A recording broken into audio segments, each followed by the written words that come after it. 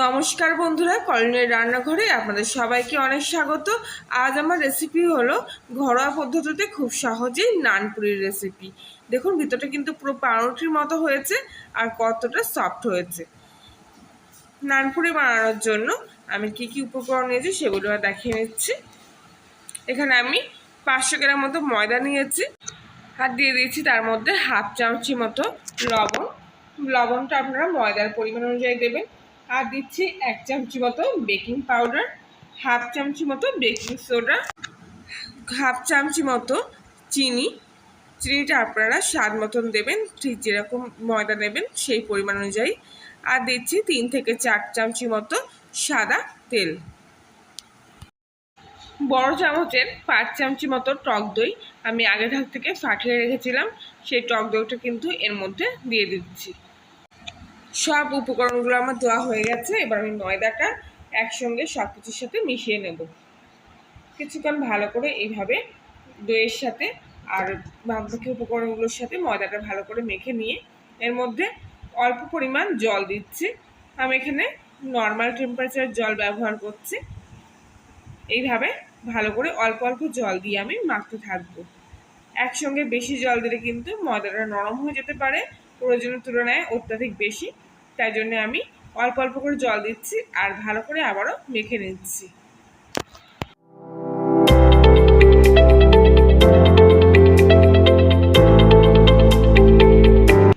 অল্প অল্প জল দিয়ে কিছুক্ষণ মাখতে মাখতে দেখুন ময়দার ডোটা কিন্তু আমার তৈরি হয়ে এসছে আর ভীষণ সফট হয়েছে। মাখা দেখলেই বুঝতে পারছেন কতটা সফট হয়েছে। আবারও কিছুক্ষণ এইভাবে চেপে চেপে আমি ময়দাটা ভালো করে মেখে নেব। এরপর এর মধ্যে আমি 1 চামচি তেল ওপর থেকে ভালো করে এইভাবে মাখিয়ে নেব ময়দার গায়ে। আর আবারও কিছুক্ষণ ময়দাটা তেল দিয়ে ভালো করে মেখে নেব, যাতে ময়দাটা আরও সফট হয়ে ওঠে। আর হাতে যেগুলো লেগে আছে সেগুলো কিন্তু তেল দেওয়ার ফলে ওগুলো ময়দার সাথে ভালো করে মাখা হয়ে যাবে। দেখুন হাতটা কিন্তু আস্তে আস্তে পরিষ্কার হয়ে আসছে। ডোটা আমার তৈরি হয়ে গেছে। শেষে আমি আবার কিছুটা তেল ভালো করে উপর থেকে এইভাবে লাগিয়ে দেবো আর ময়দাটা উল্টে দেবো, দিয়ে তলার সাইডটাও কিন্তু এইভাবে ভালো করে তেলটা মাখিয়ে রাখবো। এপিট ওপিট ভালো করে তেলটা ব্রাশ করে নিয়ে আমি কিছুক্ষণ কিন্তু এইভাবে ময়দাটা ঢাকা দিয়ে রেখে দেবো। আমি এখানে 30 মিনিট মতো ময়দাটা ঢাকা দিয়ে রাখছি। 30 মিনিট পর আমি ঢাকনাটা খুললাম আর দেখুন ময়দাটা কিন্তু অনেকটা ফেপে উঠেছে আর আরও সফট হয়ে গেছে আগের তুলনায়। এবার আমি গ্যাস টেবিলের উপরে আমি ময়দাটা ভালো করে আবারও মেখে নেব। তাই দুভাগ করে আবার এরকম ভালো করে মেখে নিচ্ছি। ময়দাটা এবার আমি 2-3টে ভাগ করে নেব, যাতে আমার মাখতে আরও বেশি সুবিধা হয় আর লেচি বানাতেও সুবিধা হয়।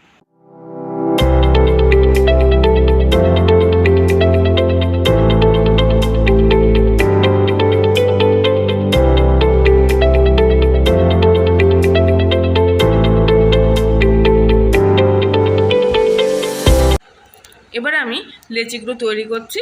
আমি 3 ভাগ ময়দা থেকে 1 ভাগ ময়দা নিয়েছি আর তার থেকে 5টা লিচি বের করে নিলাম।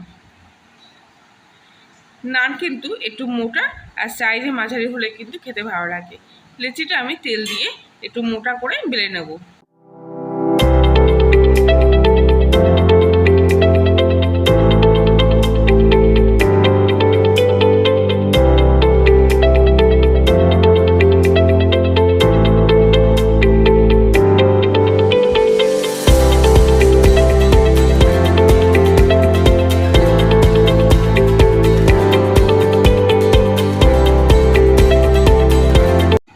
সব লেচিগুলো আমি একইভাবে বেলে নেব।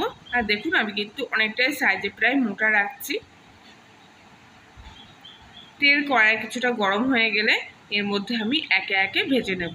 তবে ভাজার সময় কিন্তু গ্যাসটা পুরো হাই ফ্লেমেই দিয়ে নেব আর ভালো করে তেলটা গরম করে নেব, কেননা গ্যাসের ফ্লেমটা হাইতে না রাখলে কিন্তু নানগুলো ভালো মতো ফুলবে না।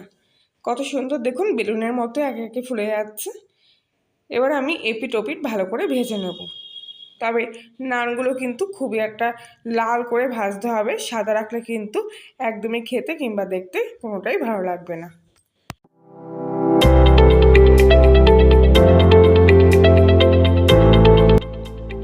আবার কিন্তু লাল করে ভাজা হয়ে গেছে, এবার আমি তেল থেকে তুলে নিচ্ছি। বাকি লেচিগুলো আমি একইভাবে ভেজে নেব।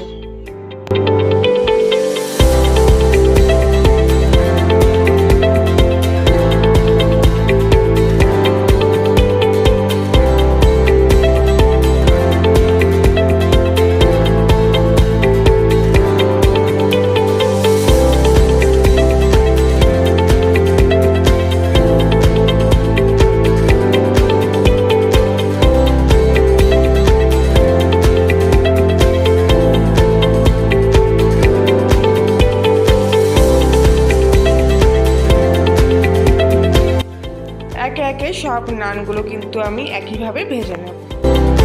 সব নানগুলো কিন্তু আমার ভাজা হয়ে গেছে। আর এখানে আমি তার সঙ্গে নিয়েছি 1 বাটি মাংসের। এছাড়াও আলুর তরকারি কিংবা শুধু ঘুগনির সাথেও কিন্তু নান অসাধারণ লাগে। এছাড়াও তো পনির আছে, চানা পনির আছে, সব কিছুর সঙ্গে কিন্তু নান অতি অসাধারণ খেতে লাগে।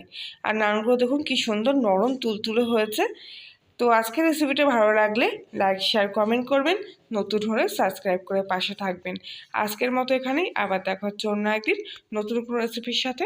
ততক্ষণ সবাই ভালো থাকবেন, সুস্থ থাকবেন, সাবধানে থাকবেন।